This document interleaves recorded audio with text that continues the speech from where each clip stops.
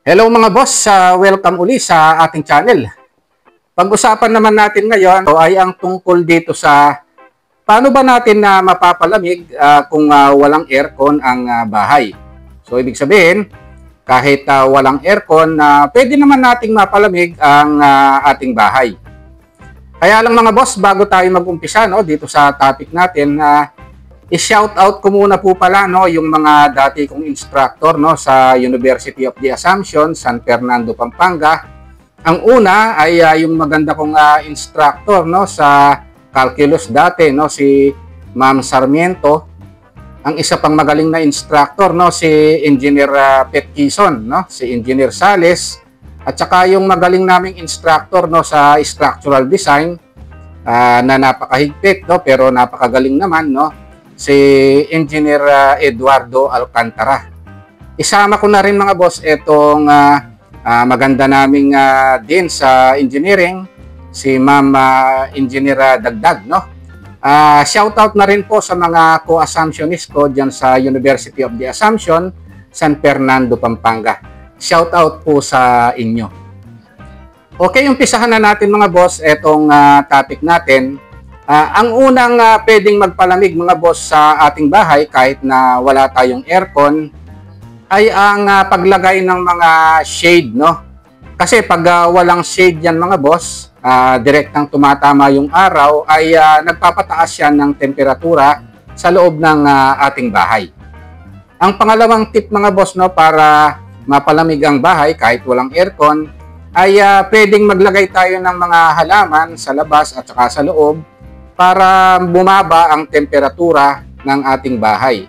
Sa totoo lang, yung mga halaman ay nakakapagpababa ng temperatura sa ating bahay kung maglalagay tayo ng halaman sa labas at saka sa loob ng hanggang 10 degrees centigrade.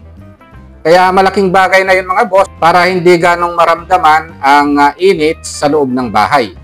Ang pangatlong tip mga boss para mapalamig ang bahay ay siyempre maglagay tayo ng insulation foam doon sa pagitan ng bubong at saka ng kisame. Malaking bagay yan mga boss para bumaba yung temperatura sa loob ng ating bahay. Ang isa pa mga boss ito laging ginagawa ng iba. Actually ako dati nung wala pa kaming aircon ginagawa ko rin ito yung naglalagay ako ng mangkok ng yelo sa harap ng electric fan para ka na rin may aircon pag ginawa natin yan. Pwede ring makabawas sa init sa loob ng bahay mga boss yung pagbukas ng mga pinto at bintana. Pwede nga makapasok yung malamig na hangin at lumabas naman yung mainit na hangin sa loob ng ating bahay. Iwasan din natin na magluto hanggat maaari sa tanghali. Ayan ay makakatulong para lumamig ang ating bahay. Kasi pag nagluto tayo ng ating tanghalian, lalo na kung sarado yung mga bintana at saka pinto, ay nakakapagpataas ng temperatura sa loob ng ating bahay. Kaya hanggat maaari, kung meron kayong dirty kitchen sa labas, pwedeng sa labas na lang kayo magluto. O kaya pag nagluto kayo ng umaga, pwedeng hanggang gabi na yon. Sa ganon ay hindi gaanong iinit ang loob ng ating bahay. Ito pa yung nakakapagpababa ng temperatura sa loob ng ating bahay ay ang palaging paglilinis ng alikabok sa ating kisame at saka sa flooring natin.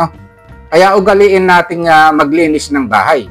Ang isa pang epektibo mga boss nakakapagpalamig ng bahay natin, pwede rin tayong gumawa ng vertical garden. Yung vertical garden na yan, bukod sa aesthetic na, nakakatulong pa yan sa pagpapalamig ng ating bahay.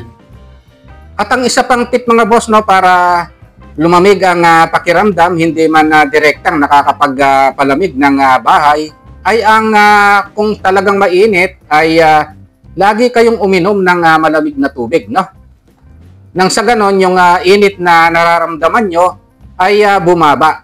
So, yung pag-inom kasi ng malamig na tubig ay malaki ang tulong, para hindi nyo ganong maramdaman yung init sa loob ng bahay. Okay, ayun lang mga boss, no? Kung nagustuhan nyo itong video natin, huwag nyo po sanang kalimutang pindutin itong subscribe. Isama nyo na rin po yung like at saka notification bell. Thank you very much at God bless.